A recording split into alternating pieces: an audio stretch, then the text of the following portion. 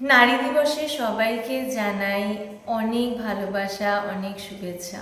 আমার একটা গল্প মনে পড়ছে, সেই গল্পটাই আমি শেয়ার করছি। সেটা হচ্ছে, একজন বাবা তার মেয়ের বিয়ের পরে মেয়ের বাড়িতে গেছেন এবং তিনি দেখলেন যে তার মেয়ে অফিস করে বাড়িতে ফিরেছে এবং বাড়িতে ফেরার পরে সে সোজা রান্নাঘরে চলে গেল এবং রান্নাঘরে গিয়ে রাতের কি খাবার, কে কি খাবে সমস্তটা গোছাতে থাকলো।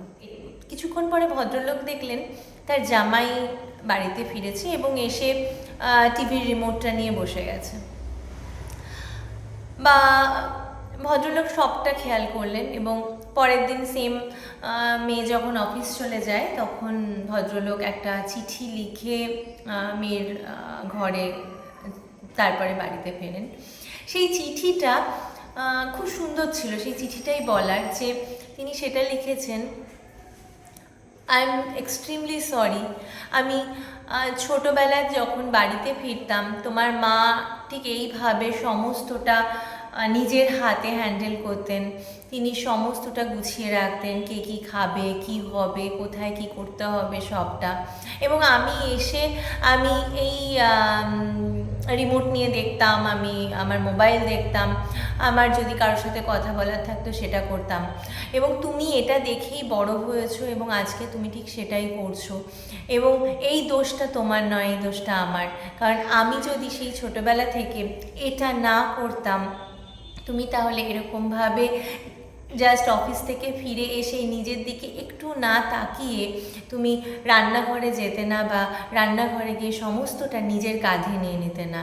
তো এটা একটা খুব সুন্দর মেসেজ যে আমরা যারা একজন সন্তানের মা এবং বাবা, তারা প্রত্যেকে যদি আমাদের সন্তানকে এটা বোঝায় যে একজন নারী মানে বা একজন মেয়ে মানেই তাকে ঘরের সমস্ত কাজ করতে হবে, এটা নয়।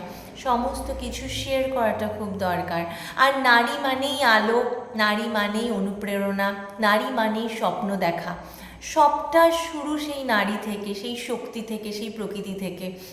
একজন নারী সমস্তটা পারে, কিন্তু পারে মানেই যে তাকে সবটা করতে হবে তার কোনো মানে নেই।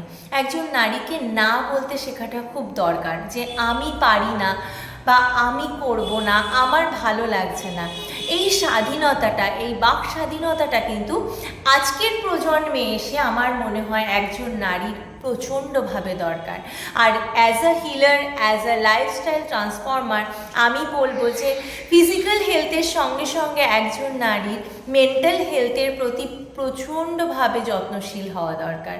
তো নারী দিবসে আমি সমস্ত নারীকে জানাচ্ছি অনেক অনেক ভালোবাসা এবং শুভেচ্ছা। আপনারা খুব ভালো থাকুন এবং নিজের দিকে আরেকটু যত্নশীল হন। ভালো থাকবেন, সুস্থ থাকবেন।